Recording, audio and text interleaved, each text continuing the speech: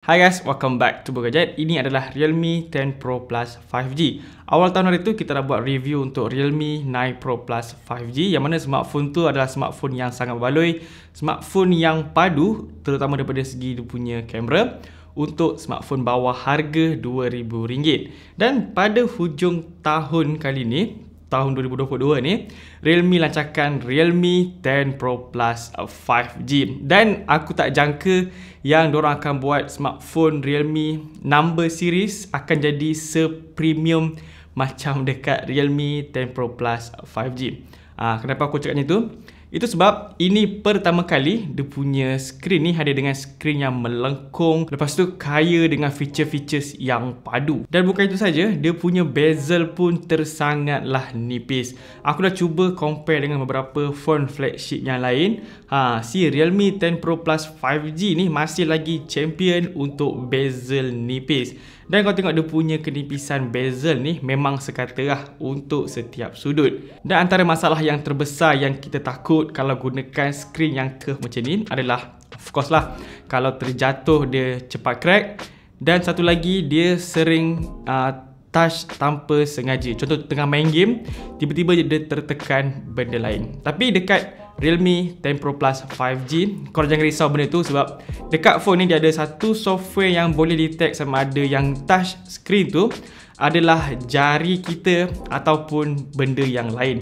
Contoh macam tapak tangan kita yang lain ni, kalau terkena, dia boleh detect sama ada itu jari ataupun bukan. Jadi korang tak perlu risau lagi tentang masalah tertekan tanpa sengaja tu. Memang dia takkan ganggu korang punya kehidupan seharian lah untuk buat kerja ataupun untuk main game. Untuk pengetahuan korang semua, Realme ada bagi tahu yang mana diorang ada invest sebanyak 15 juta US dollar semata-mata untuk upgrade diorang punya teknologi dekat diorang punya skrin yang terbaru ni. That's why apa yang korang akan dapat dekat Realme 10 Pro Plus 5G ni, ada punya skrin ni hampir samalah kualiti dengan smartphone flagship yang ada dekat market. Sebab serius, dia punya skrin kali ni memang padu gila.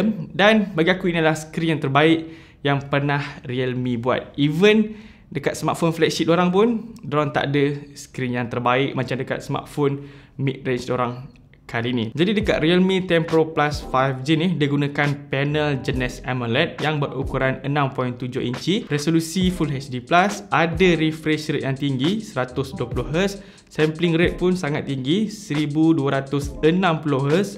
Gamers mesti sukalah ada sampling rate yang tinggi macam ni. Lepas tu untuk warna dia pula tak perlu diragukan lagi lah, yang mana dia ada 1 billion color, menyokong HDR10+, memang sedap nak tengok movie semua tu. Kemudian dia ada Widevine L1.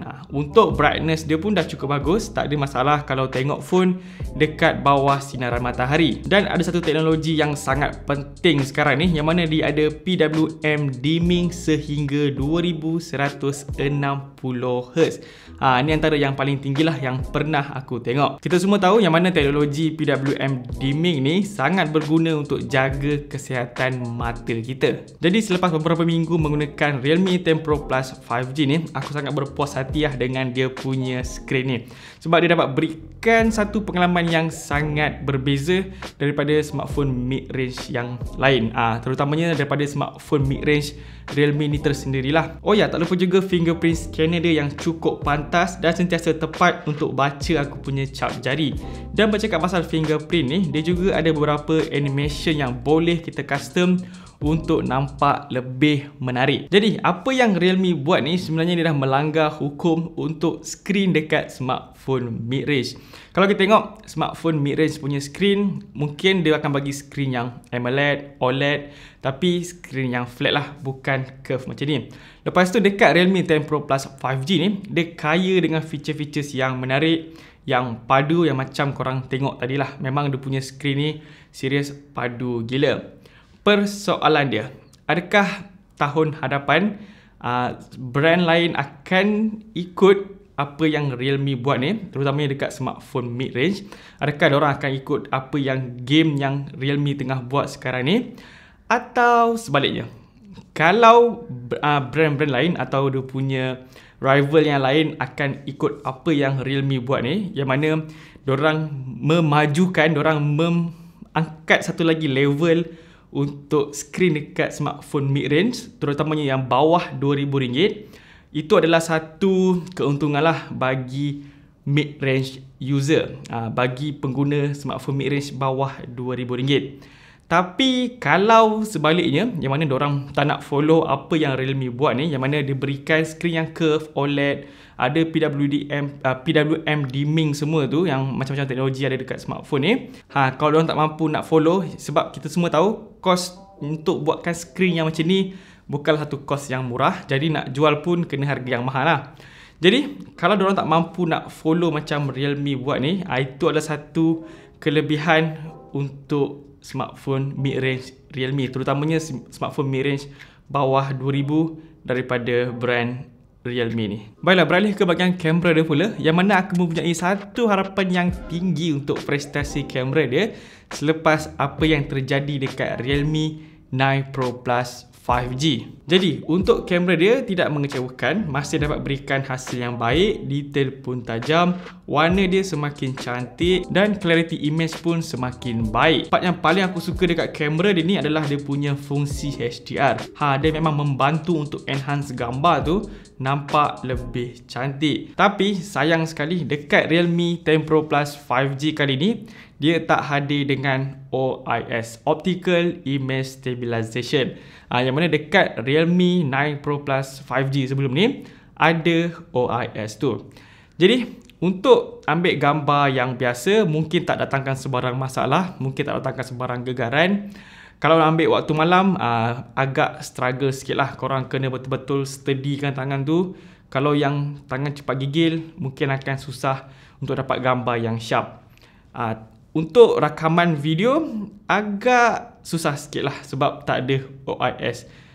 Dekat Realme 9 Pro Plus 5G tu memang best gila, ada Optical Image Stabilization semua tu. Tapi dekat phone ni, dia tak bawa dia punya OIS. Jadi untuk rakaman video, dia ada minor gegaran lah. So, kalau ambil rakaman 4K, memang aku tak recommend kalau korang ambil rakaman pada resolusi 4K. Lepas tu banyak pergerakan. Kalau just letak tripod and shoot 4K, tak ada masalah lah, tak ada OS pun tak apa. Tapi kalau korang shoot 4K, sebab phone ni menyokong untuk 4K punya rakaman, lepas tu korang ambil video yang banyak pergerakan, mungkin hasil dia tu tak berapa nak cantik lah. Sebab dia tak menyokong OIS, Optical Image Stabilization. Okay, kita terpaksa move on dekat part yang phone ni dia tak ada OIS. Sebab OIS tu adalah satu hardware, bukan software yang boleh kita minta untuk next update. Jadi korang kena notice betul lah, sebab phone ni dia tak menyokong OIS. Walau bagaimanapun, dia punya rakaman 1080p still dapat berikan video yang taklah teruk sangat dia punya gegaran tu, just nice. Aku dah cuba untuk buat rakaman video sambil berjalan semua tu. Dia punya rakaman masih lagi baik, masih usable lah untuk kita post atau untuk kita buat video and share dekat kita punya media sosial. Dan satu benda lagi korang kena tahu tentang dia punya rakaman ni, untuk rakaman selfie, dia hanya menyokong sehingga 1080p saja.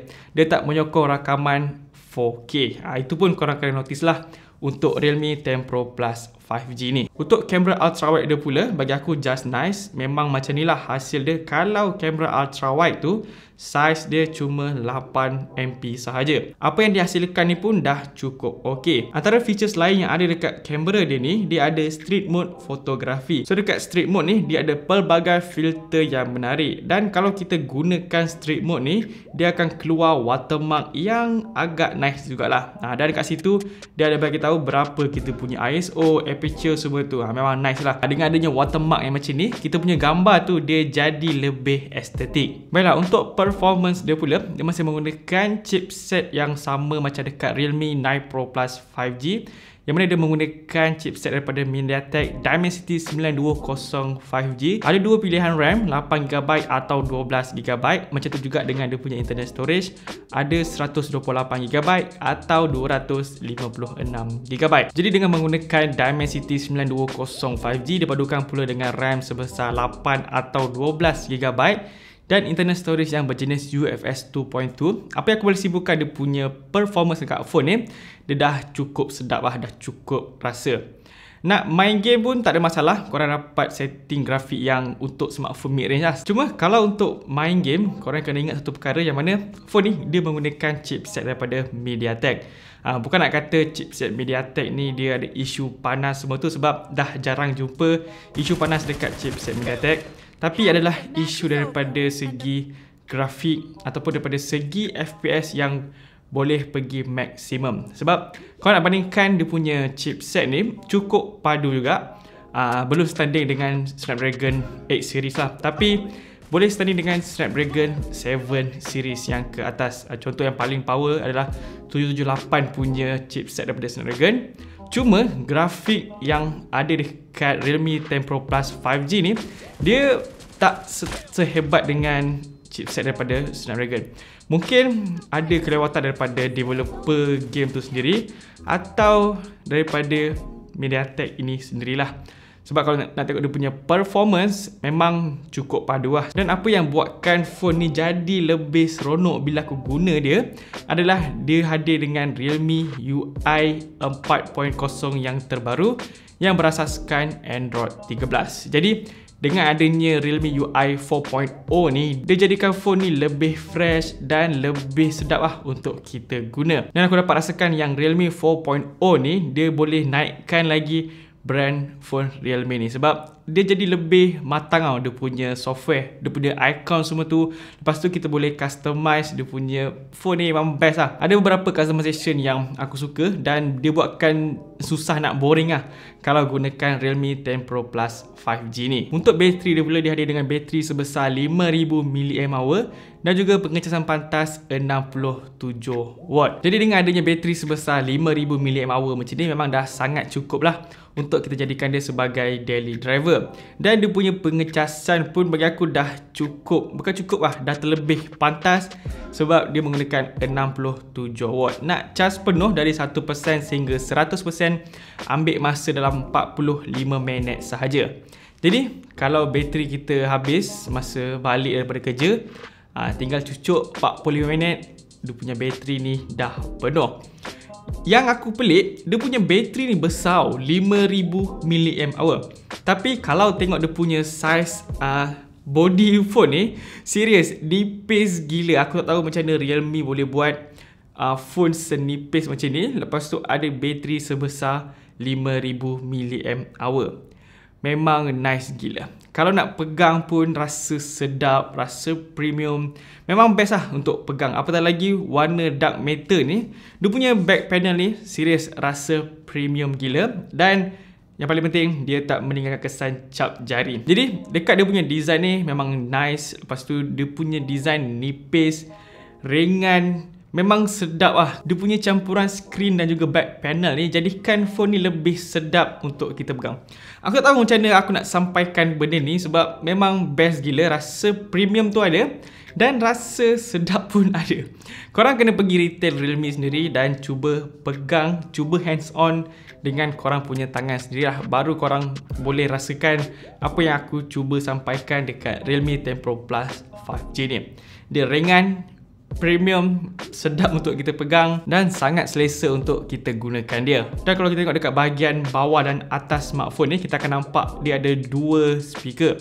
So maknanya dia ada stereo speaker. Dan kalau seseorang tu dia just suka speaker yang kuat, speaker yang lantang, tanpa menghiraukan, tanpa merisaukan tentang dia punya kualiti yang terlalu detail sangat, mungkin korang akan okey je dengan Realme 10 Pro Plus 5G ni, sebab dia boleh boostkan volume speaker tu sehingga 200%. So untuk dia punya audio ni memang tak ada masalah daripada segi kelantangan semua tu, sebab dia akan berikan suara yang imersif, suara yang kuat. Cuma kalau korang lebih kepada bunyi yang lebih detail, lebih yang mengharapkan kualiti, mungkin korang susah sikit nak dapat dekat Realme 10 Pro Plus 5G ni. Sebab dia cuma berikan bunyi yang kuat, tapi dia punya detail tu agak rendah sikit lah. Tapi secara peribadi, aku tak ada masalah pun dengan speaker dekat Realme 10 Pro Plus 5G ni, sebab apa yang ditawarkan ni bagi aku dah cukup best lah untuk kita dengar lagu, tengok movie atau main game. Dah lah dia ada screen yang premium, screen yang padu, tambahan pula dia ada speaker yang sedap, speaker yang kuat bunyi dia. Jadi dengan tanda harga bermula RM1,999 yang paling rendah, dia punya pilihan variant dia, bagi aku dia dah sangat berbaloi sebagai smartphone mid-range bawah RM2,000. Terutamanya adalah bahagian skrin dia memang kaya dengan feature-features yang padu, features yang menarik lah yang ada untuk smartphone mid-range bawah RM2,000. Apa yang ditawarkan oleh Realme 10 Pro Plus 5G ni memang sangat berbaloi dan juga premium. Baiklah, nampaknya itu saja video kita kali ini. Macam biasa, jangan lupa untuk tinggalkan like dan juga subscribe channel Bull Gadget. Jumpa lagi next video. Assalamualaikum dan bye-bye. Peace.